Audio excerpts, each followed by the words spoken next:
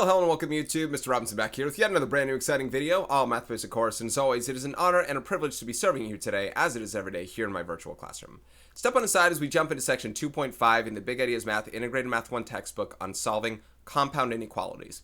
Now, if you ask me, before I started the chapter, I was wondering how solving inequalities could be 6 sections long, and at this stage, I kind of still feel like I'm asking that question. Sections 1 through 4 to me could have all been filled in as one, because that would have been a lot of questions to do. That would have been a pretty long video as an overall for what they could have done, but they could have put some together really without expressing it. And obviously, look, it shows. My videos were significantly shorter, around an hour or less for each thing. Even the quiz review was nice and tight, under a half hour. So 2.5 should be its own section really, but this is really just the next core part about inequalities.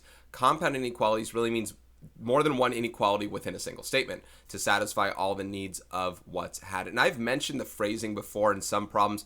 Realistically, in real world context, probably need that. When it says your time should be less than 5 minutes, yeah, but can it be negative 2 minutes really? Or should I have a lower end barrier, like it has to be positive, it can't, 0, whatever's fine. So that's where compound inequalities can fit the bill, and I got to see what kinds of word problems they have. I haven't checked it out before. I'm interested to see in what they do, and I want to go ahead and get started right now. So if you jump to the description section down below, you can go ahead and find the PDF that goes with this, as well as the problem set and the timestamps and all that, because I'm going to start with the lecture portion. Now keep in mind, I'm still going to be drawing number lines the way that I did before. 0 is going to be in there, as well as any boundary points.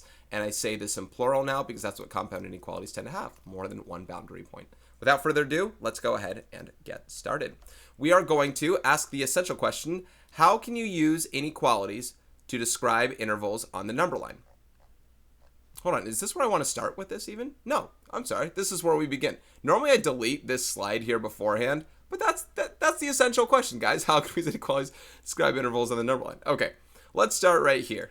Anyway, I was like, this looks different. We're going to write and graph compound inequalities.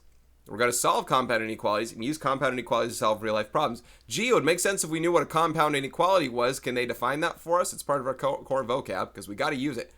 Bam, bam, bam, compound inequalities. What are they? Oh, here we go. A compound inequality is an inequality formed by joining two inequalities with the word and or the word or, which is interesting because they have or in the sentence. And versus or.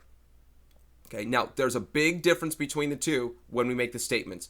Whether you care that it makes a difference or not, it does. You know what I mean? It's not one of those like, well, I'm going to choose to care less and not do. No. The fact that it cares means we do need to stress it's important. So I'm going to actually start with or, and then I'll go to and, because and has more things to say on it. The graph of a compound inequality with or is the union of graphs of the inequalities. Union, you will synonymize the word union with or in anything math-based ever. Always. The graph shows numbers that are solutions of either inequality. What if here's everything where y is less than or equal to negative 2. Where's the negative 2? Oh, I see. They're drawing all the way down the list. So here's negative 2. Here's everything for y that's less than or equal to negative 2. Here's everything for y that's greater than or equal to, greater than 1, excuse me. What if I want to know everything for y that's less than or equal to negative 2 or greater than 1? Here's the less than or equal to negative 2, or here's the greater than 1. And the word or, it's not just a math word, it's an English word for us too, right? I want this or that. Now, in some cases of or in the real world, and I say this kind of thing all the time, if I'm like a little kid and I go, wait, I want McDonald's or ice cream, like that kind of thing. Like, well, you could have McDonald's ice cream. You have McDonald's and ice cream at the same time. You could have both. Okay. Those can be satisfied there. In the cases of or with numbers, let's take a number like 3. Is 3 greater than 1? It is. It's totally greater than 1.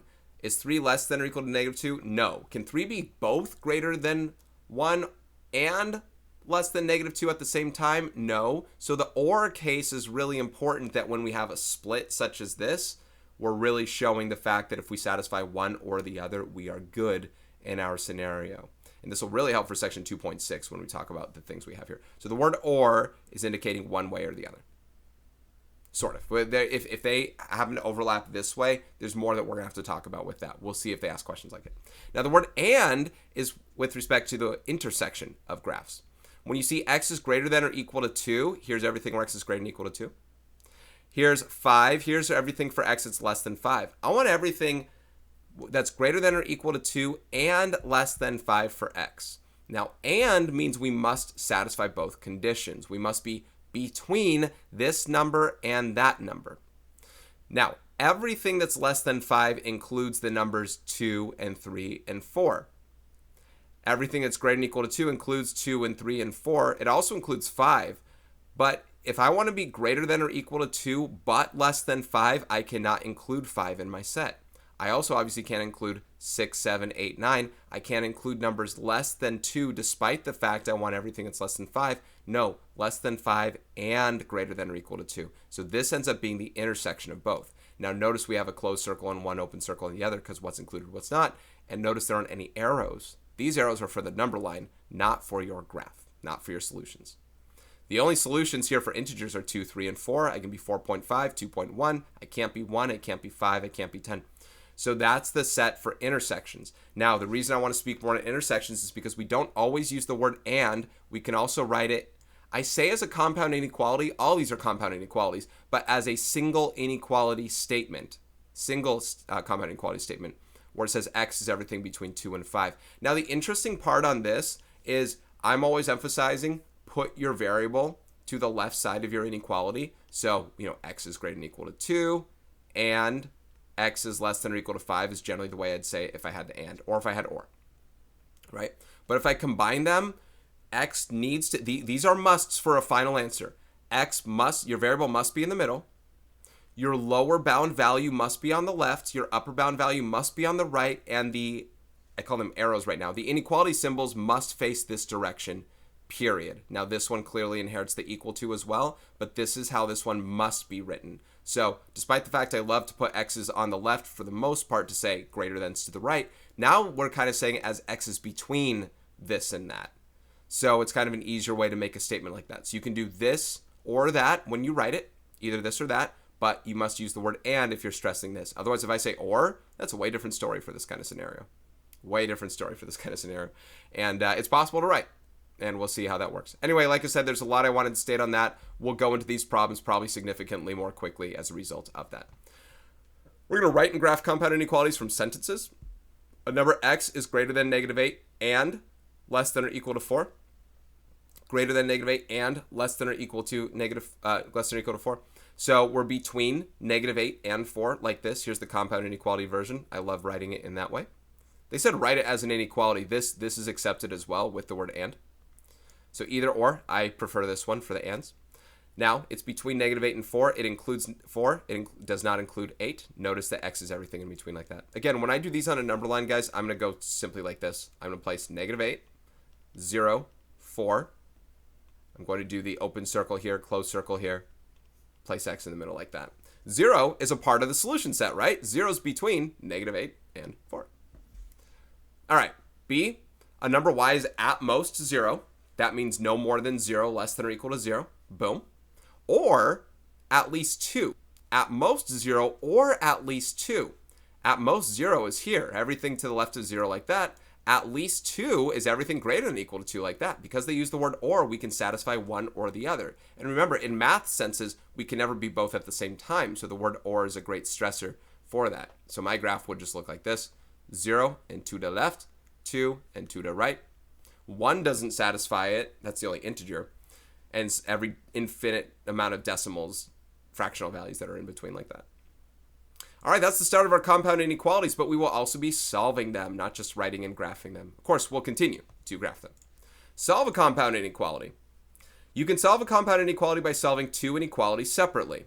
When a compound inequality with and is written as a single inequality, that's the phrasing, you can solve the inequality by performing the same operation on each expression. You know, whenever we say do something to both sides of an expression, I can also say it more like do something to all sides of an expression, or sorry, of an inequality of an equation. Do it to all sides now, because now there are three sides. There's a left, middle, and right.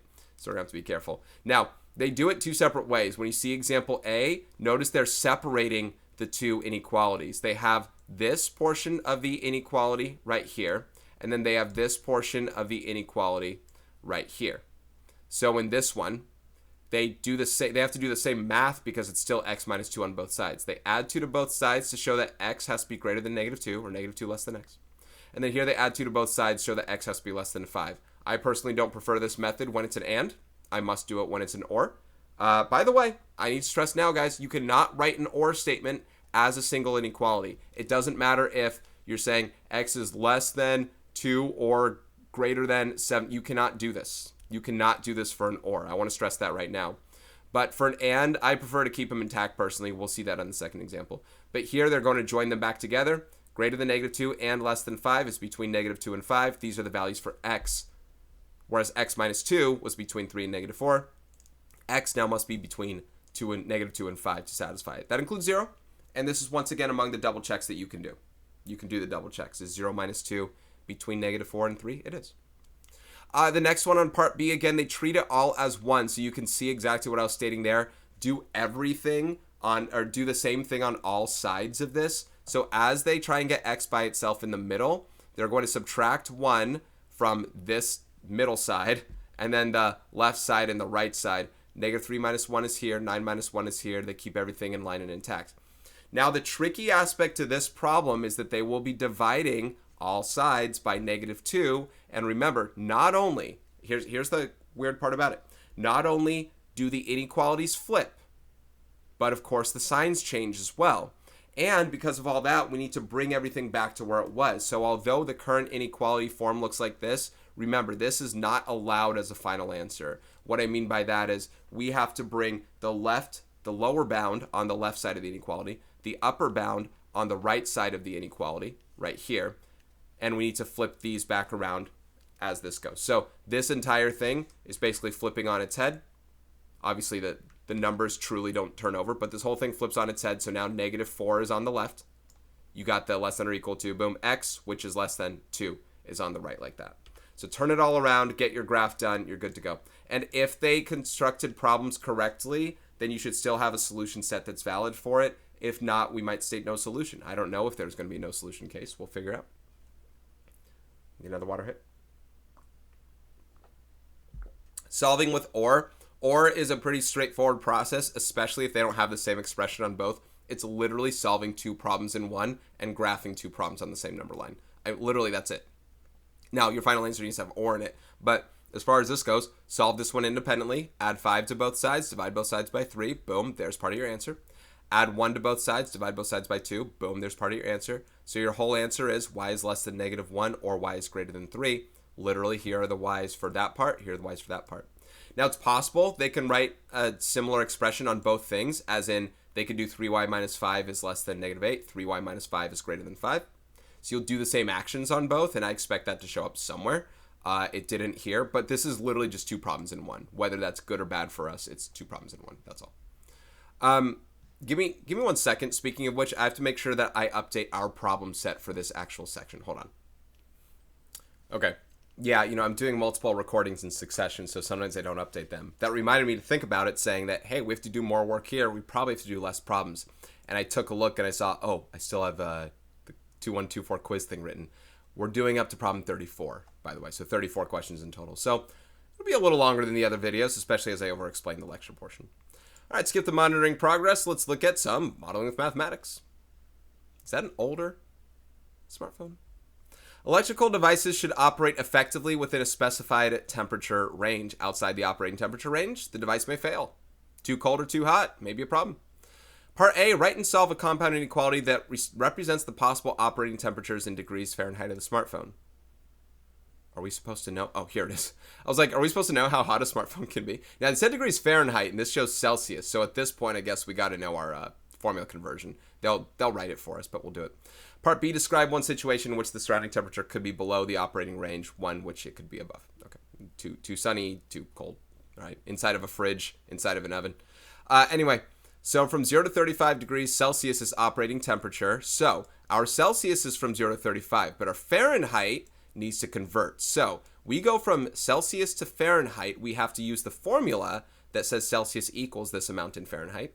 And then we're going to invert this stuff. Now, as a compound inequality being between and including 0 and 35, by the way, they're going to multiply both sides by 9 I would have actually multiplied both sides by 9/5, but that's okay. They multiplied both sides by 9, and then they distributed the 5, which does nothing to these parts, by the way. Then they added 160 to, I say both sides, all sides. They added 160 to all sides, and then they divided all sides by 5, and then they're between 32 degrees Fahrenheit and 95 degrees Fahrenheit. I knew 32 was the bottom because 0 degrees Celsius is freezing point, and we probably know 32 is as well. So it can operate up to, oh good, I can stick my phone in my fridge. It can operate up to 32, as low as 32 degrees Fahrenheit and up to 95 degrees Fahrenheit there. So that's the compound inequality way between those two, low end, upper end, must satisfy both. You can't just be lower than 95 degrees and be good, because if you're at 0 degrees Fahrenheit, that's freezing. That's not good. One situation in which you're in winter in Alaska, that's below freezing. One when it's too hot in daytime, Mojave Desert, the American Southwest. They were very particular. I was also particular in saying oven or freezer, so I hope that worked. An active oven and an active freezer, of course. Okay, that's the end of the lecture portion, 16 minutes through. Let's go ahead and do the vocabulary and core concept check, and then we'll do numbers 3 through 34. Compare the graph of x's between -6 and -4, which is what that means, with the graph of x's outside of -6 or -4, right? So this graph, both graphs, and I'll be able to copy paste this, but both graphs have -6, -4, and of course, you know I love to put 0 on here. And they include -6 and -4 like this, right? Both the graphs do, this one and the second one. So I'm actually going to copy paste. Why take more time when I can save it? Now, this one between -6 and -4 means these can be our x's. In between this and that word and, once again, it doesn't show an and here, but single inequalities express and, not or. This is x is less than or equal to -6, boom, or x is greater than or equal to -4, boom, like this. So these are the x's that work. So that's the difference between the two. I'm not writing anything as far as comparison, but that's what the appearances look like. One includes everything in between, one's everything outside of. They both include -6 and -4. That's the only thing they have in common. Outside of that, nothing. Which one doesn't belong? Which compound inequality does not belong with the other three? Explain your reasoning. Well, all of them say or, but this is where I'm guessing they're going to do something a little different with or, and I want to find which one it is. So I'm actually going to graph all of these, so that way I can talk about the one that's different. Let's see if I can find it. Okay. I found it. Okay. All right, good. This is a good time to talk about this. So A is greater than 4. Here's 0. Greater than 4 or less than -3. All these, by the way, have open circles. All of these say or. So what's the difference among them? Well, let's keep looking. That one's a split. Here's -2 and 8. Here's a split. Okay, this is both even numbers. That's an even and odd. These are odd numbers. That's an even and odd. We can't say something like that. This has negative, positive, negative, positive, negative, positive, negative, positive. Nothing like that. What's the difference? What's the difference? Less than -5 or greater than 7. There's a split there for our A's. Also, not including those. All these seem to have the same kinds of things in common. I don't see anything that's different on any of those so far.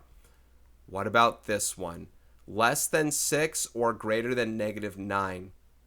Here's 0, here's 6. It says less than 6. It says greater than -9. It says that. Now, this one's not only different because it's not a split. And listen, they said the word or. They didn't say and. This doesn't mean that because they go this way together that we find the intersection of them. That's with an and. This is not an and. It's an or. Can you tell me a number that is not less than 6 or greater than -9? What if you say 10? 10's not less than 6. Oh, but 10's greater than -9, and it said or, so that works. -100. -100's not greater than -9. Yeah, but it's less than 6, so that works. Even -9 and 6, which have open circles on them, -9 doesn't work for this one, but it works for this one. -9's less than 6, and 6 is greater than -9. Every number works here. This is actually an all real numbers case, and this graph needs to be a little, how do I say, updated. If I have this or case of these two right here, all real numbers doesn't have any open circles looks. All real numbers just looks like this. A is everything. And this is the big difference between and or. If this was an and case, we're just between 6 and -9. If it's an or case, it's everything, baby. We include everything. There's no restriction. So or has no limitation on what you have. And needs the overlap of our values. Likewise, if I said I want a value for x, whatever, that's less than -2 and greater than 10, and I said and less than -2 and greater than 10, there's no number that's both. So an and case like that, and it might show up on here, an and case like that would be no solution. There'd be no solution. Now they said explain your reasoning. I just said a lot right there, and I'm drawing the graphs for them. So that's the different one. That's it. All right, guys, with that down, we're going to go ahead and get to the official problem set, numbers 3 to 34 and compound inequalities. Get ready to solve, graph them, do all that stuff there. Give me 1 sec while I get some updates on it. Hold on. Okay, apparently upon my first video pause that I did, my thing completely reset itself, so I got it back, I think. Okay, so here we go. In exercises 3 through 6, write a compound inequality that is represented by the graph. So they have the graph drawn. I'm going to still get some redraws of this graph so you see what I'm going to do with them in general. I don't place -2 and 3 on here with 0 in between. We do not include -3. We do include 2. We include everything in between, nothing outside of it. 0 is a part of it. We have to be between -3 and 2. So my preferred version of this, right, is -3 here, 2 here, if x is our variable. X is everything between -3 and 2. So this is how compound inequalities like this are written. Now, it's not fully done, of course, because we have to include 2. So this is an answer for this. Another version of this answer, and this is, I always prefer to write the variables on the left side, regardless in this separate set. We could write x is greater than -3 and x is less than or equal to 2, like that. This is another version of that answer, but you must use the word and. You can't use or, and you can't use nothing. You can't use nothing. You have to use the word and or with that, or the ampersand, however I draw an ampersand symbol, or union, or intersection. Union is for or, things like that. Now, number 4, by the way, 0 fits for that. Number 4, 0 does not belong in between these. I still draw 0 regardless. Here's 0, here's 7, here's 14. We include neither 7 nor 14, but it is in between these. These are all our x values that exist. So this one is going to be x is between 7 and 14. So here does not include either, and it looks like that. I stated this in the lecture portion. It'll state it again. In a compound inequality, these are all compound inequalities, excuse me. In a single inequality with more than one symbol there, you must have the lower value on the left end, the upper value on the right end, and the inequalities must always face this direction. Guys, you cannot ever face them, for whatever reason you want to try, you cannot ever face them this direction, or this direction. They must both face this direction, which means we have to go lower to upper. You cannot use this as an or chance to say x is greater than 9 or less than 2. You cannot do that. That is not allowed. Must be for ands, must be in that direction. That's why I keep stressing it. Speaking of or, number 5, we are not going to write it in that way. We have to write the word or to separate these two, as we are going to be less than -7 or equal to it, yet greater than or equal to -4 at that same time. And 0's touched on one of those because we use the or case. X must be, or maybe here, it may be here. X is less than or equal to -7, yet it may be greater than or equal to -4. And the word or is helping us with that. Number 6, also an or case. The moment you see the split, you know it's or. The moment you see the intersection of, you know it's and. And the book stresses as much. It's really one of the first things that they defined it as. Okay. So less than, and the thing about or that I stated on the one that they solved with, because we're going to be doing solving later, is, guys, or cases are really just 2 problems in one. So it's really just, hey, guys, just look at this graph. Tell me something about it. Oh, yeah, less than or equal to 4. Tell me something about this one. Oh, yeah, greater than 6. Pretty much done. And then, oh, yeah, by the way, throw the word or there. In some other videos that I have with compound inequalities, you may see me capitalize those words for emphasis, or, and I might go back to those eventually, but the book wasn't doing it, so I think I just fell into their habit. All right, next exercises 7 through 10. Write the sentence as an inequality and graph the inequality. So now we're not just copying a graph, we have to produce one for ourselves. A number p is less than 6 and greater than 2. So and is a case where, first of all, I'm just going to write this to begin with. P is less than 6 and, I guess I'm going back to capitals, and p is greater than 2, no equal to. This is a version of the answer you may write. as the single inequality set, P is between 2 and 6 like that is the way I'm going to prefer writing it. Especially, listen, I think it helps for your graphs because it gives you that way of showing exactly where, again, 2 is on this end, 6 is on this end, P fits in between them, and that's it and that's all. 0, of course, is not a part of that. 0 is not between 2 and 6. It fits outside of it. That's your answer. So again, I like how this merges really well with this right here. The way that it's written, the way that P is in the middle of it, stuff like that. It's kind of cool. Number 8, you can't do that with or as well. A number n is less than or equal to -7 or greater than 12. Okay, the interesting part is you're like, hey, there's an or here, there's an or here. What do I mean? This is a phrase is less than or equal to. So that phrase is not the same or that we're talking about when it comes to the or of the compound inequality set. This is that or. There are two things that are written. There's n is less than or equal to -7. And then there's that other or. Or n, they don't say n again, but n is greater than 12. So that's one or the other. Now that's the compound inequality to write. I'm not going to make them into a single one. That's what I'm going to write. Now we're going to do that drawing. And again, it's two problems in one. What does n is less than or equal to -7 look like? Oh, closed circle on -7 to the left. What does n is greater than 12 look like? Oh, open circle to the right. And those are the two portions of n that can satisfy it. Obviously, again, 0 is not a part of that solution set. That's okay. I'm just letting you know that that's how it fits. Number 9. A number m is more than, greater than, -7 and 2/3, or at most -10. That means less than or equal to. It can be -10, but it can't be greater than it. Less than or equal to -10. And that fits what we need. -7 and 2/3 is to the right of -10 on a number line, because here's 0, -1, 2, 3, 4, 5, 6, -7, -7 and 2/3, -8, -9, -10, boom, like that. So greater than -7 and 2/3 looks like this, or at most 10, it can come up, or -10, it can come all the way to -10, it can be -10, but it must be less than it otherwise. Here's the or case for those two. -8, -9, no good. 0 works because it satisfies this, even if it doesn't satisfy that, the or qualifies it. Number 10, a number r, they really don't like to use x. I got to overuse my x's on 3 through 6. No more x's. A number r is no less than -1.5. No less than it. It can be greater than it. But a number r is no less than it. Boom. And fewer than r. R is fewer than, not equal to, not greater than. R is fewer than 9.5. An answer is born here. A better answer awaits to me, which goes this way. Now again, this is one of those things where when I write it this direction, yes, they must go that way, but that's also taking this thing and flipping it over in that direction, right? I'm taking, whoops, the and is going with it. I'm taking that thing and flipping that thing over. So -1.5 is on that side, r is on that side, the inequality flips over. That's a version of that that works out for me. Okay, we still have to graph it, but this is the in-betweenness of r. 0 is a part of it. Welcome, sir. We include -1.5. We do not include 9.5. R is right there. Okay. Number 11.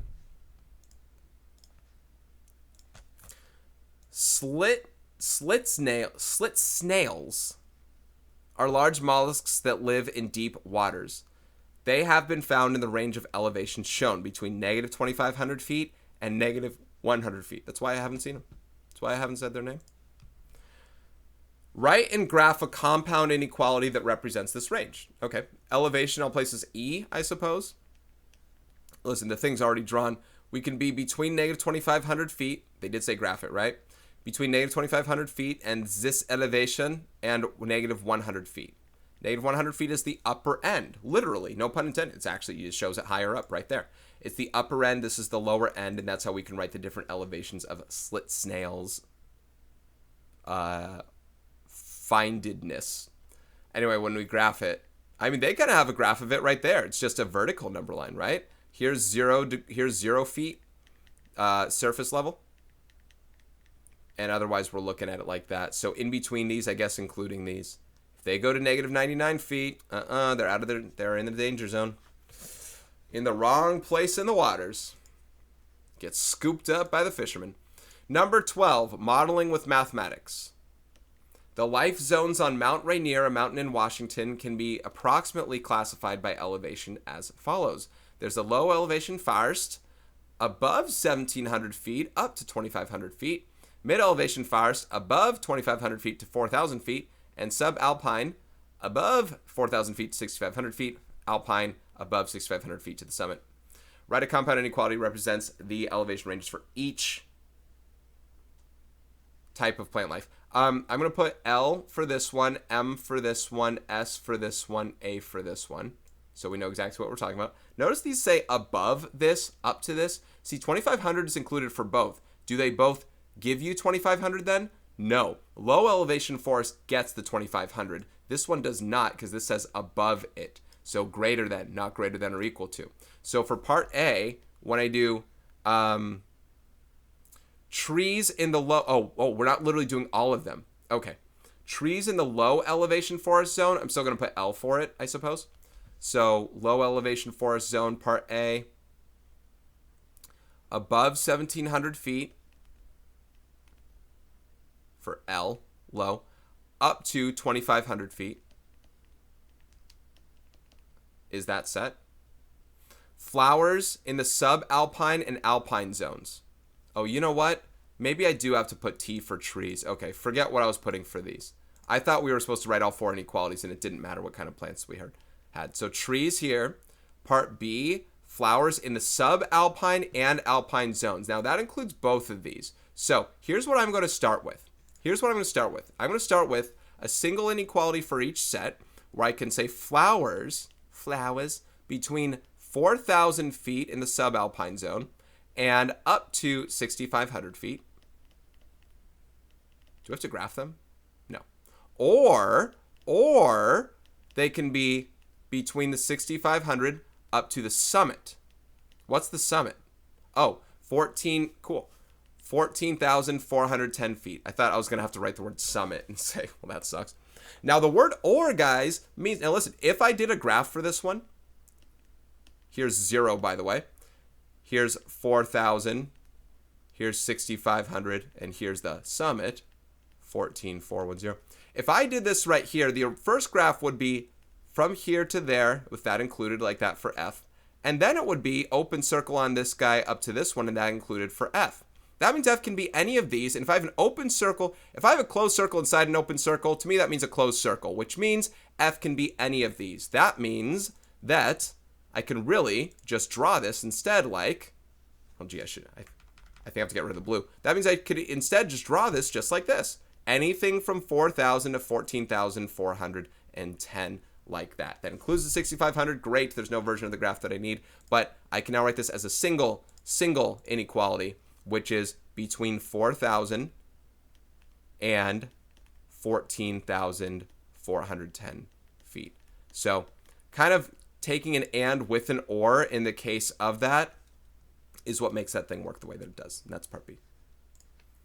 Okay, numbers 13 to 20, solve the inequality, graph the solution. We'll have our cases of ands and ors. I'm probably for most all, if not all ands, going to treat them as the single inequality that they are if they write them all like that. And I'll leave them in that form. So be ready for that. That means here in this first and problem, we will be subtracting 5. To solve for x, we'll be subtracting 5 here. That means everything here also needs to subtract by 5. In here, we're going to get x by itself in the middle. 6 minus 5 on the left side is 1. 11 minus 5 on the right side is 6. Keep the inequalities as they are intact. Here's the brand new compound inequality with x by itself. Here's the range that x is allowed to be so that when I add 5 to it, I'm within 6 and 11, including 11, not including 6. But so that's what it's going to be. That means 0 is not included as 1 and 6 sit right here. This is one of those things where you could double check with 0 and see if that actually makes sense. 0 shouldn't work. Is 0 plus 5 in between 6 and 11? No, 5 is not between 6 and 11. So that's one of those ways that I can do a little double checking. Number 14. It's kind of an interesting case in how the problem's presented because I've been making a huge stink on the form that compound inequalities cannot be finalized as a single inequality in this way, where the lower end's on the right, upper end's on the left, and written in this direction. But I said you can't finish the problem like that. There's a reason they started the problem like this. Look at this. Negative 3 is multiplied by r. We got to divide by negative 3. Well, what's going to happen when you divide by negative? Two things. First one, the signs are going to change. This turns into negative 8. This turns into positive 3. Oh, suddenly that's the lower number. That's the bigger number. What's the other thing? The inequalities flip. This turns into that. This turns into that right there. This is the final result of that one right there. And now it's written normally. So they had that in mind when they presented the problem. Said it looks kind of weird to begin with, but we're going to make sure it looks good finally. Now, r is anything between negative 8 and 3. That includes 0. I'm going to make sure that that works by showing that 0 is also a part of that. 3 gets a closed circle on it. There's a a. How about 0? Remember, negative 3 times 0 is 0. Is 0 between negative 9 and 24? You betcha. Even though it's written weird in the form they originally have it, it still satisfies what they're asking for. When we finish, though, we don't write it like that. It's just a math thing. Number 15 has an or statement. Now, this is, as I've stated, it's two problems in one. I hope you don't mind the case. It's literally just two problems in one. Meaning we solve them both on their own individual basis. We'll graph them on the same graph, but they'll probably just go their separate ways. We're consolidating. No, compartmentalizing. Consolidating. We're compartmentalizing. Actually, let's not box them separately, though. There's still that or word. Or divide by negative 8. Remember, this inequality will flip. V is greater than 5. Less than negative 5 or greater than 5. As far as compartmentalization goes, we graph both of these separately as well. I'll go this way. I'll go that way. And there is the answer. So compound inequality sometimes is just double the action. And that's it. They weren't even the same expression. That's what I'm stating there. There may be some or problems that they do where it is the same expression. Doesn't look like they'll do them here. The and ones, they do have the same expression because it's in that single inequality state. So we have this or this. So these are things you did out of section 2 too, right? Subtract 3 from both sides. I want to flip this thing over. It's literally so independent of what I do on this problem. Divide both sides by 3. Let's see. I normally don't do that extra line there, do I? But divide this thing by 3. I get W is greater than or equal to negative 9. I stick an or in between down here. Box it up, take it to go. We'll go ahead and graph these on the same graph. Even though it's like a little teen couple in an argument, looking the other way. Do not include negative 17. Do include negative 9. Talking to their own friends, gossiping about one another. What's the W? We have one with the T. I should say, what's the T? 0 works for this one. It doesn't work for that one, but it's okay. It needs to work just for one of them. I'm still thinking of the couples thing. Like you're either my friend or you're her friend. You can't be both. That's perfect. Either my friend or her friend. You can't be both. You can't be both. Got to pick a side. Giants and Dodgers fans. You know what I'm talking about. All right. Another or case. All right, in this one here, it's a simple two-step process, something you'd see out of section 2.4 in its own right. Subtract 3, divide by 2, you get r is less than 2. There's part of it. Let's bring down the or as we do this. Now, I'm going to do these in multiple ways and different times. Last time I had a negative, I divided both sides by the negative. This time I'm going to bring the negative to the positive side just to be different with it. So I'm going to subtract 2 from both sides as I add r to both sides, and I got this statement here. But I'd rather, of course, write it this way, like that. R is less, oh wait, hold on a second. I messed that up. I was going to say, this is a different problem, but I did not flip over that with it. Remember, when I flip everything over, that's got to go with it. All right, R is less than 2, or R is greater than or equal to 7. This or that can't be both.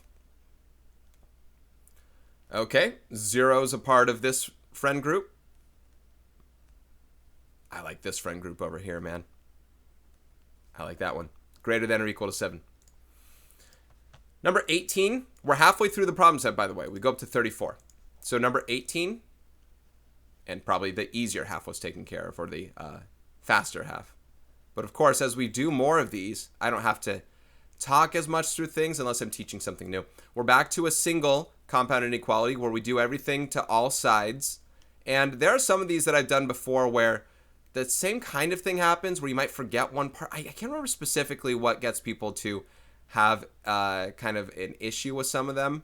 I have to remember what it was, and I'll quiz my students on the very kinds of questions again, and I forget where they mess up most. But subtract 9 from all sides, divide 3 among all of these as well. Everything stays intact the way that it was otherwise. -5 is less than n, which is less than 4. It's really a way of saying n is anything between -5 and 4. Non-inclusive. It doesn't include either -5 or 4. We're all friends. You can't go outside the friend group. This is more of like a cult kind of thing. It's like, oh, yeah, you have to stay within. Can't go outside of it. Okay, so that's number 18. Number 19. Oopsie. Trying to change this to black. Number 19. Okay. Weirder looking set right here, and you have options on what to do. Let's work on simplifying that inside before we move anything over. Now you have choices. I can multiply everything by 2 right now, get rid of the 1/2. I could also distribute the 1/2 into here, as dividing 4 and 16 by 2 are still integers. So that's probably fine. So I'll leave these exactly as is. Distribution is not multiplying or affecting the -12 or 18 at all. This is 2x plus 8. 1/2 times 4x is 2x, 1/2 times 16 is 8. Now I'll subtract 8 from both sides, or all sides. And here we have -20. You know, I seem to remember something happening is like, let's say this number was 8, just temporarily. Let's say that this number here, was an 8 right there. Like, you know, like 8 minus 8. 8 minus 8, it becomes 0. They would cancel this out and they say, oh, the whole thing's gone. It's not there anymore. No, they don't cancel out. They become 0, right? Oh my gosh, right? Like that's the thing I kind of bring up over and again. It's that canceling out is not what you think it means. It's not even really a proper actual term there. So be careful when it comes to what you're talking about there. Divide everything by 2.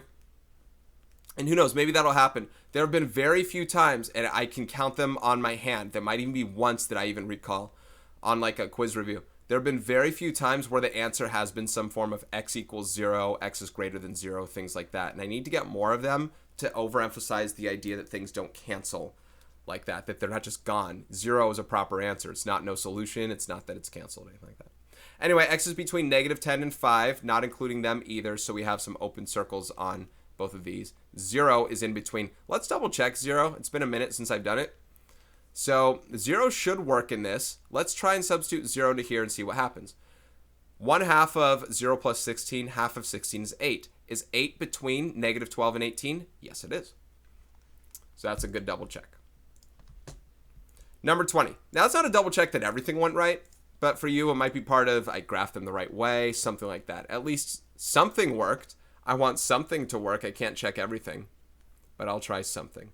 All right, here's an OR case.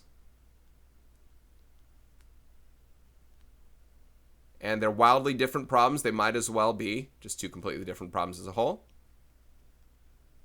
Might as well be out of section 2.4, right? Now, as much as I could distribute the 7 into here, I could also just divide both sides by 7, make the number smaller. And I get 5 is less than 2 minus b. Now, in this case, the b is negative and on the right side. It's in my best interest to add it over, make it positive on this side as I subtract 5 on both sides. I'll get b is less than whatever 2 minus 5 is, like that. Now, this is an OR case, so we still got to deal with this guy here. I could multiply by 3, but as I could also distribute the 1/3 into these, it'll make these 3 times smaller instead of everything 3 times bigger. And here we'll get 5b minus 4. That's just distributing into those two.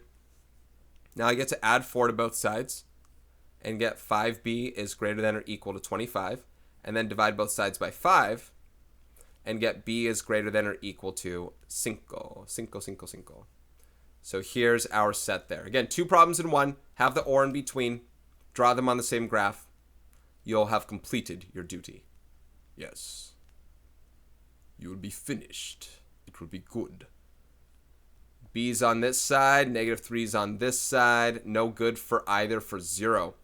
Is 35 less than 14? No. Is 1/3 -4? Is -4 greater than or equal to 21? No. Neither works. 0 does not fit. Part of neither friend group. All right, numbers 21 and 22, describe and correct the error in solving the inequality or graphing the solution. We have number 21, where we have a tweener here. We have a tweener. Boom, boom, boom. +3, subtract 3 from both sides. They didn't subtract 3 over here. And then they divided by -2, and then they have that guy there. So they didn't subtract 3 on the 4. That might be a part of what I see from mistakes from other students on the compound ones. I'm trying to think of what the majority is of what people would do there. But 3 was only subtracted from 9 and not from 4. Come on, fit on there. There we go.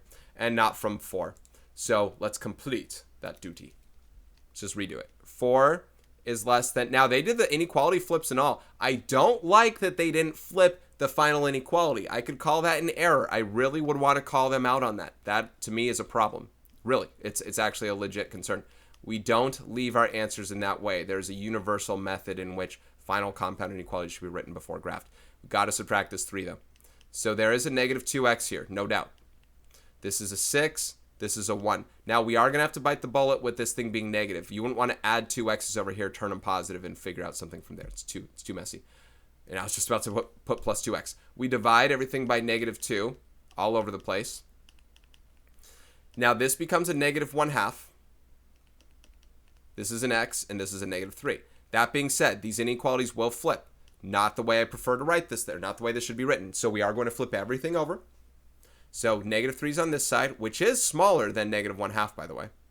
And it's smaller than x as well, because this is our final answer there. So we're between -3 and -1/2, not between -3 and -2. So their graph obviously needs to be updated. Their graph is correct based off their answer, but I also feel like their answer should also get some form of an upgrade because they should have flipped the whole thing over. Regardless, their problem was that they didn't subtract 3 from 4. There's 21. Number 22 is an OR case. Well, I can see one problem with the OR case already. It's that they graphed it like an AND when it's an OR, and I'm sure their arrows are going the wrong direction. But here we go. 22, let's take a look. On this expression, they added 2 to both sides to get 5. They subtracted 8 from both sides to get -10. All's good there. Inequalities didn't flip, that's all good. But x is greater than 5 should be going this way. X is less than -10 should be going this way. Even if, I mean, listen, there are a lot of mistakes with this from what they did. So for one, their arrows, because they did an intersection, which is the other problem, their directions of their solutions are reversed. For another, they treated an OR graph like an AND graph. They treated an OR inequality, compound inequality, like an and intersected their 2 solution sets. You see, I did this on, I believe, number 2. Was it? Yeah, on number 2, which the vocabulary and core concept check, I showed what happens if you have something go this way, something go this way, and it's an OR case. It doesn't do the intersection, it does all real numbers. They would actually have an all real numbers case if this was the direction they went. So there are actually 2 things wrong with this. Because kind of like number 21, I felt like there were kind of 2 things wrong with it. Anyway, their final statement's fine. They have x is greater than 5 or x is less than -10. But let's graph that one appropriately. So we got this.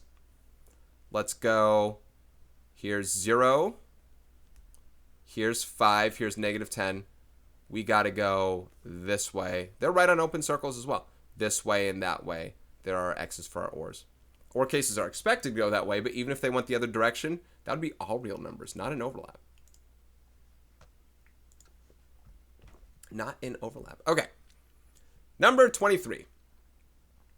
Write and solve a compound inequality that represents the possible temperatures in degrees Fahrenheit of the interior of the iceberg.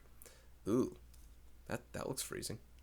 All right, an iceberg is somewhere between negative 20 degrees Celsius and negative 15 degrees Celsius. Very, very cold. Now, there was an example. They say see example 4. There was an example like this. We want to note that degrees Celsius is also taking 5/9 of degrees Fahrenheit minus 32, like that. That's a conversion that you can do. So let's substitute 5/9 F minus 32 into this quantity so we convert and solve for that F. You could also do this, and it would be a little bizarre. You could take both of these individual numbers and do 9/5 times these numbers plus 32. That's actually a version you totally could do. We're just doing the one where we make it look like a compound inequality. Now, I'm going to do something that I said I would have done that the book didn't do. They multiplied both sides by 9, but then they distributed the 5. I said I would have multiplied both sides by 9/5. Let's give that a look and see how that turns out. Or multiply all sides by 9/5. Because here's the thing. 20 and 15 can both divide by 5, so things will actually pan out there. So, here in the middle, you have F minus 32. On the outsides, negative 20 divided by 5 is negative 4, times 9 is negative 36. So in one step, I got it to that stage. Negative 15 divided by 5 is negative 3, times 9 is negative 27. So there's part of the conversion. Now we're going to add 32 among all of these, like so. And negative 36 plus 32 is negative 4. That's the lowest in degrees Fahrenheit. And we go up to 5 degrees Fahrenheit, like that. So, write and solve a compound inequality that represents the possible temperatures here. I'm going to put it like that. From negative 4 to 5 degrees Fahrenheit of an iceberg. I'm not saying that's not cold. I thought that they could get even colder than that, maybe. Listen, that's cold. I don't know how cold like an ice cube is, though. I mean, I guess that's ice. So, ice is still ice. I shouldn't be so surprised. Number 24 on problem solving. A ski shop sells skis. I want to make that a tongue twister. Ski shop sells skis. I want to try that. With lengths ranging from 150 centimeters to 220 centimeters. The shop says the length of the skis should be about 1.16 times a skier's height. Write and solve a compound inequality that represents the height of skiers the shop does not provide skis for. Okay, so here's what they would provide for, just to start that off. Here's 150 centimeters of ski length. We can be between 150 and 220 for ski length. Now, a person's height, the length of the ski should be 1.16 times a skier's height. If you take 1.16 times a skier's height, that becomes ski length, so we could also do that. Now, if I wanted to solve for h here, I would divide everything by 1.16. I'm still keeping in mind what they're actually asking. Don't worry about that. H is between, I hear you worrying, the heights of the individual ski renters. Let's see, 150. Oh, my calculator's crashed again. Give me a second. Fiddlesticks. This has been like the 5th section in a row this happened. Probably the 3rd, but this is happening each and every time we do this. I know you can't see my calculator right now, but it just becomes, you might have seen it become unresponsive before. I click on it and it's just not working. Anyway, I loaded it back up. 150 divided by 1.16 is a round. This is a rounded number. I'm going to say 129.3 centimeters. Okay. Now here, if you do 220 divided by 1.16, I was hoping they'd be clean numbers. It makes sense that they're not. 189.65, so 189.7. All right, these are the centimeters of heights for skiers who can rent skis here. Let's see, how do they say it? Heights of skiers that they do provide for. Who don't they provide for? They don't provide, I'm going to type this. They don't provide for skiers outside of this range. Now, this was an and case for what they did provide for. Between this and that, they don't provide for skiers How do you skiers? Yeah, skiers. They don't provide for skiers between, no, not between, for heights that are less than 129.3 or for heights that are greater than 189.7. Now I'm going to put centimeters for both of these. I think typing took a lot longer than writing. Now the or is big there, right? This or that. Do you do it for them? No. Or do you do it for them? No. Okay, so that's the don't aspect of that. So that part helped me solve it, or you could have done it in the or case either way. We're just kind of satisfying both parts. Number 25 to 30, solve the inequality, graph the solution if possible. Very curious to see what the if possible means here. 22 is less than negative 3c plus 4, which is less than 14. Let's subtract 4 from the middle. Remember, it's all about getting that middle c value alone. All alone. So this is 18. This is 10. We divide by negative 3. Don't let a fraction cloud your ability to graph this as needed. Now, this is a negative 6. This flips because we divide by a negative. This flips. This is negative 10 thirds. I'll just leave it as negative 10 thirds. That's like negative 3 1/3. Now, why didn't I write this as a decimal, but I wrote this one as a decimal? This is a contextual word problem. We have to write it like that. This is an exact answer. I'd prefer to get there. Now, I'm going to flip this whole thing and write negative 10 thirds on this side. If you're curious, though, negative 10 thirds is about negative 3 1/3. Now, this says, and actually, you know what? It might be worth writing what this number actually kind of is, right? It's negative 3 1/3. Now, remember, this was an and case. You could write it like this. You could also write c is greater than negative 3 1/3 and c is less than negative 6. Why is this kind of Negative 6, here's 0. Here's negative 3 1/3 or negative 10 thirds. Here's negative 6. How can I be less than this and greater than this? It can't be done. You can't be both. The and case is an intersection or overlap of your sets of solutions. There is no overlap here. No matter what we wrote and solved for, this is a case where nothing is to be graphed. You can draw a number line and draw nothing on it because there's no c value, including 0, anything. There's no c value that satisfies the entirety of the thing. This wouldn't be written in this way because this is not a lower bound. This is not an upper bound. That's actually wrong. This is a no solution case. At whatever point you catch on to that, whether it's at the graphing stage or otherwise, that's a no solution case. That's why they said if possible. That's not possible to graph. Number 26.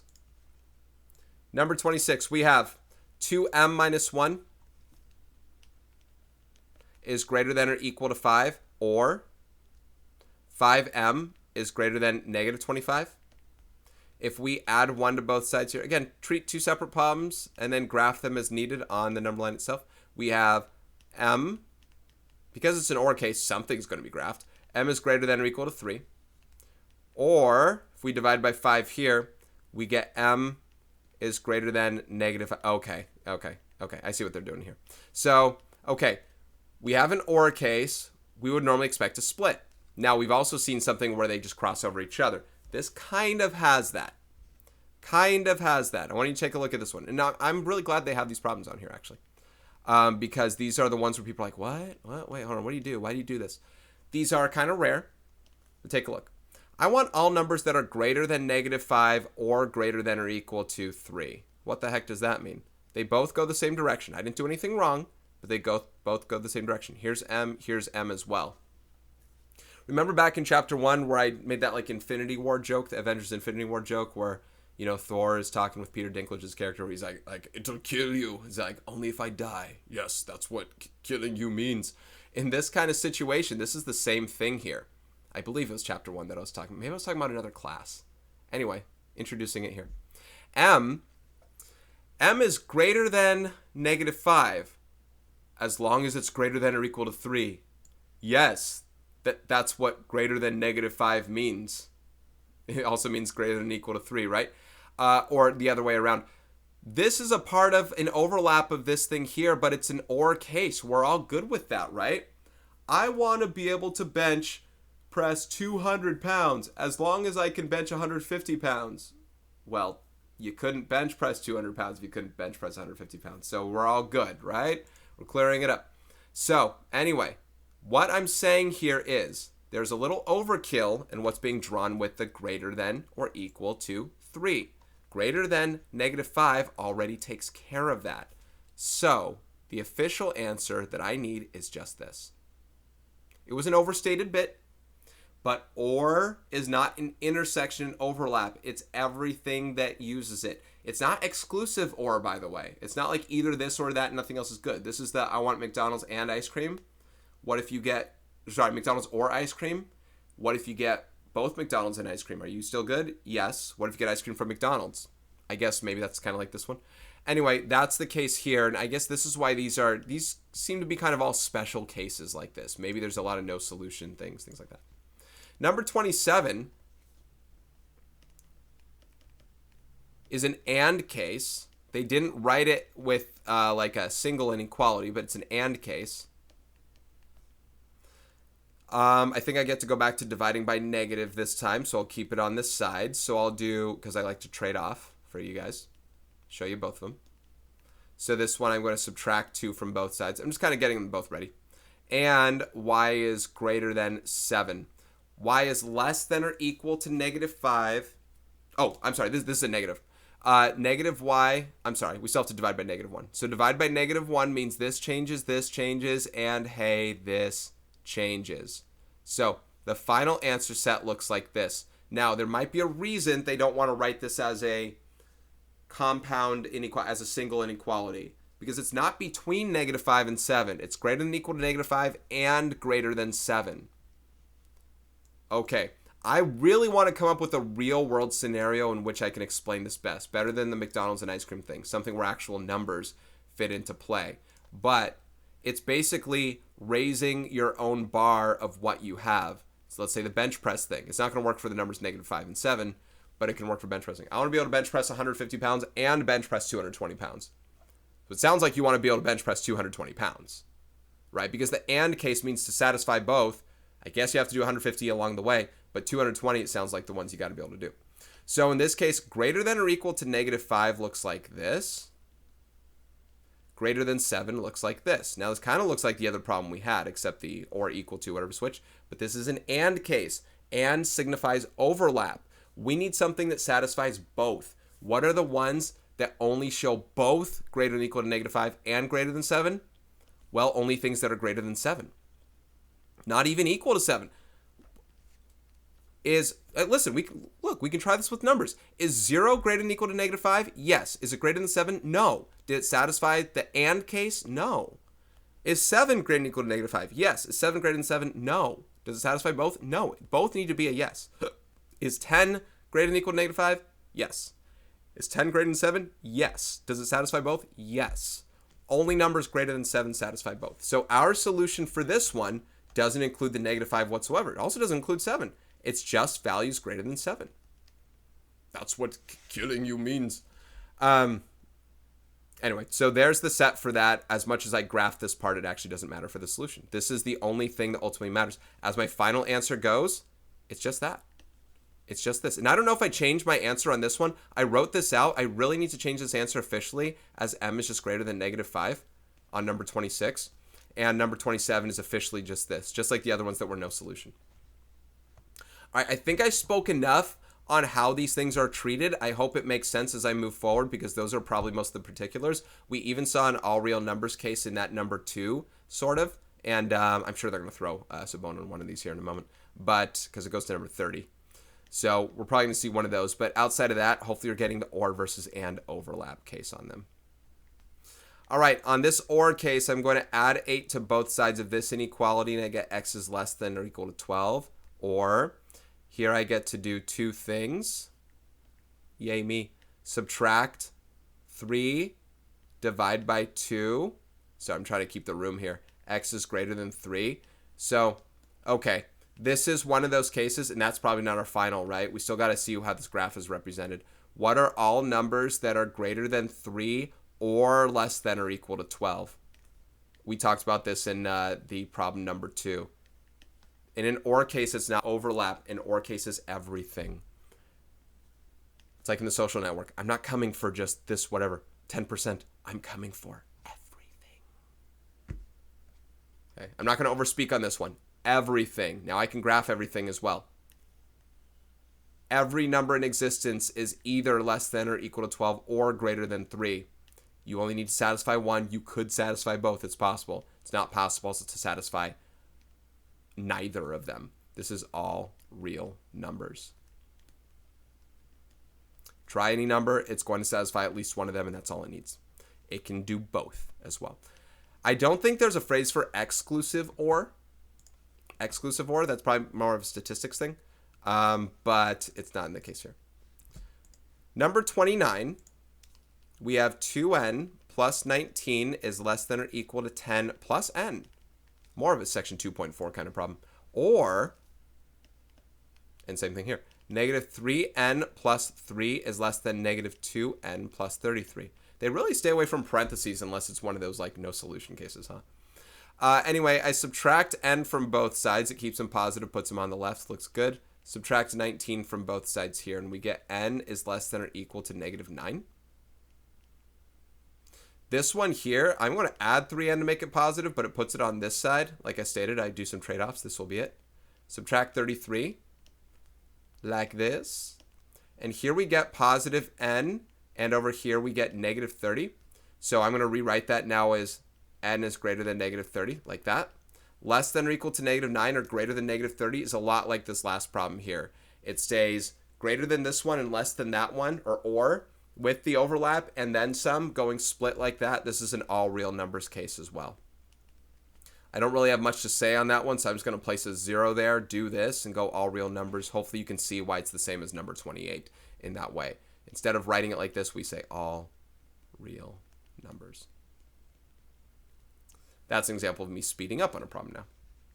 Number 30 is not on this page. There we go. So number 30, it's another AND case.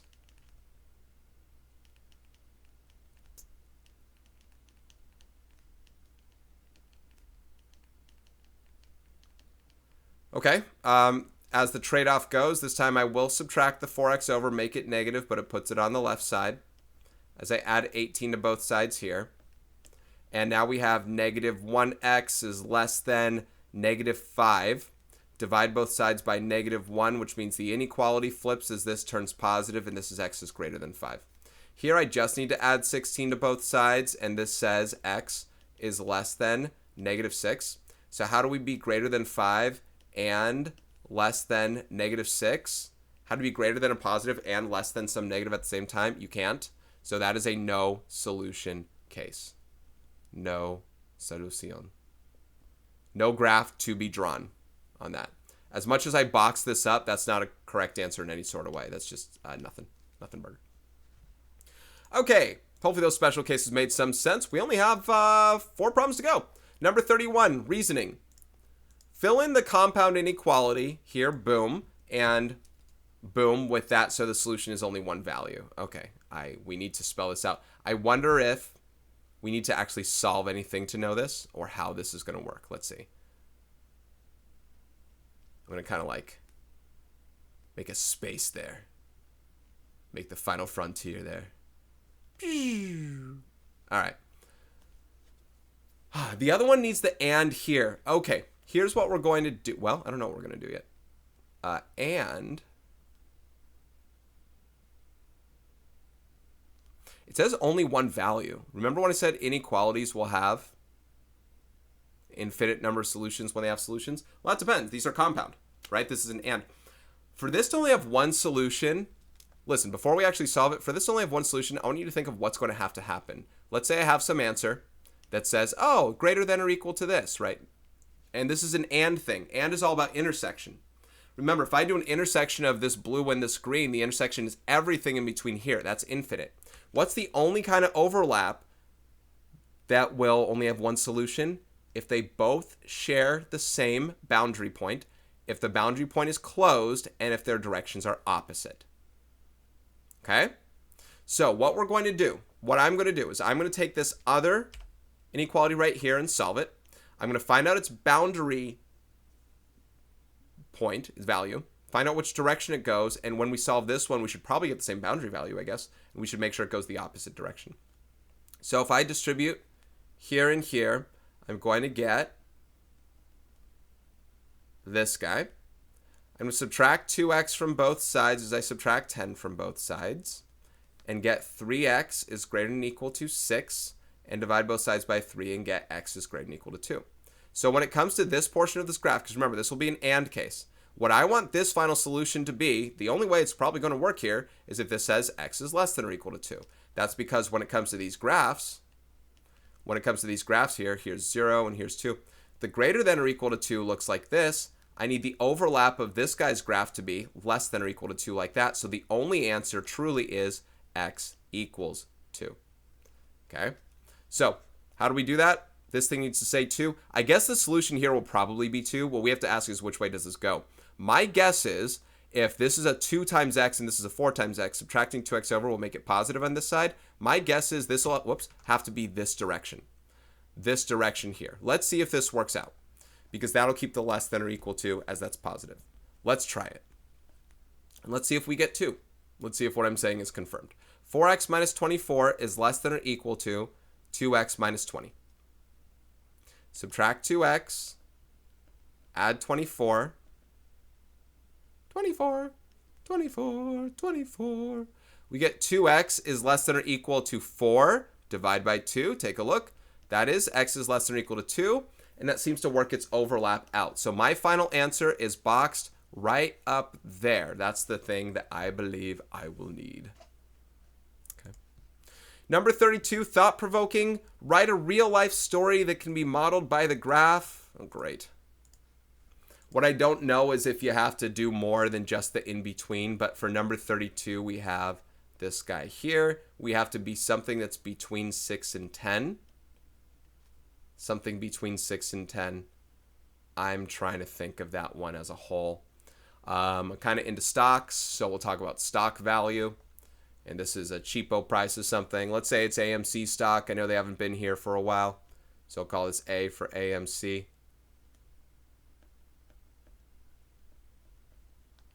As it's kind of pushing up and down. I'm not a fan of their stock value necessarily, but AMC's stock value for the week has hit a weekly high. AMC stock value has hit a weekly high of $10 per share and a weekly low of $6 per share. That means it hit everything in between, whether or not you see that on the ticker price, because it might do jumps, and it does radical jumps. It has to continuously hit everything in between at some point. That's my real world scenario. Okay, number 33. Making an argument. The sum of the lengths of any two sides of a triangle is greater than the length of the third side. Spitting facts. That's true. You add any two sides, it must exceed the third, otherwise it can't make a triangle. Use the inequality shown to write and solve 3 inequalities. Your friend claims the value of x can be 1. Is your friend correct? Explain. Okay, now in these cases right here, I generally don't care to write 3 sets of inequalities, only 2 of them, and I'll show you what I mean by that in a second.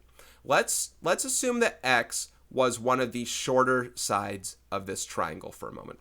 That would mean that we could write an inequality that says x plus 5 has to be greater than 7. We could also, if x was one of the shorter sides, we could also, I suppose, write one that says x plus 7 is greater than 5. You'll see why this one doesn't really matter to me later. Now let's treat x as the longest side of them. 5 plus 7 has to be greater than x. The length of any two sides must be greater than the third. That's the scenario. It said solve 3 inequalities. Let's subtract 5 from both sides here, and this would say x has to be greater than 2. By the way, these are AND cases. This and this and this. We must satisfy all these. Now subtract 7 from here. Otherwise, it doesn't make a triangle if it's not there. Subtract 7 from both sides. X has to be greater than -2. And add 5 and 7. You get 12 is greater than x, or rewrite that as x is less than 12. So this is this and this and this. 3 inequalities together like that. Now, there are few reasons why this middle one doesn't matter. Number one, you can't have negative lengths. And reason number two, and this has to do with the negative lengths thing, is that 7 is not shorter than 5. There's no reason to treat 5 as the longest number if 7 is already longer than it. I don't know what x can be with that, but that's why we got a negative result. And number 3, we just saw what happened in the special cases before. What if you're greater than -2 and greater than 2? Well, then you're greater than 2. You have to satisfy both. So this middle one, we wrote it. We satisfied what they're asking for. If the book asks me to do it again, and this is, by the way, called the triangle inequality theorem. If they ask me for that, I generally ignore that one, and that's why we do it. So the only case we care about is x is greater than 2 and x is less than 12, or to say 2, x has to be between 2 and 12. It cannot equal either. If x is 2 or less, it's too short. It's too short, and it won't be able to make a triangle with 5. It won't be able to add with 5 and be greater than 7. If x is 12, it's too long for the 5 and 7 to add and be greater than it. So your friend claims the value of x can be 1. Are they correct? No, x cannot be 1. It needs to be between 2 and 12, not even including 2 and 12. My friend is incorrect. My friend is, as usual, incorrect. I guess I'm doing an exclamation mark. Okay, and the last question is number 34 on how do you see it? I don't think we've ever ended on a how do you see it, but we are here. The graph shows the annual profits of a company from 2006 to 2013. Write a compound inequality that represents the annual profits from 2006 to 2013. So they're probably saying what's the smallest amount and what's the highest amount that we had. Now, that doesn't technically fit every number in between. I think that's how inequality should technically work. It should be everything in between. But I guess that's what I'll do. Even though that's the case, I'll still do that. I guess technically it does hit everything. Even if it didn't hit exactly $51 million, it did at some point in 2006. So even though it didn't end that way, this was just the low and the high.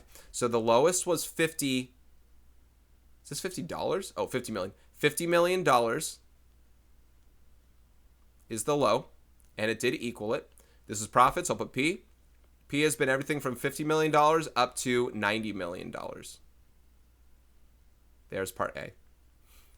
Part B, you can use the formula P equals R minus C to find the profit P, where R is the revenue and C is the cost. From 2006 to 2013, the company's annual cost was about $125 million. Is it possible the company had an annual revenue of $160 million anywhere from 2006 to 2013? Explain. So if profit is revenue minus cost and annually they spent about $125 million, then they've been doing R minus 125 each time.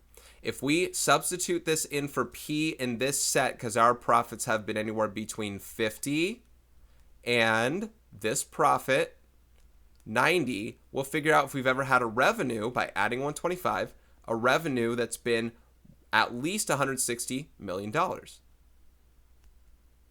So we have to add 125 everywhere. Wait, everywhere? Maybe literally everywhere. I don't know. Oh, maybe they mean exactly. I don't know. Oh, actually, no. Yeah, no, not just at least. They're saying, did they ever have 160 at lowest? 200, is that 215? $215 million. So no, they were all, their revenues, not profit, but their revenues were always between 175 mil and 215 mil. So 160 mil was never hit.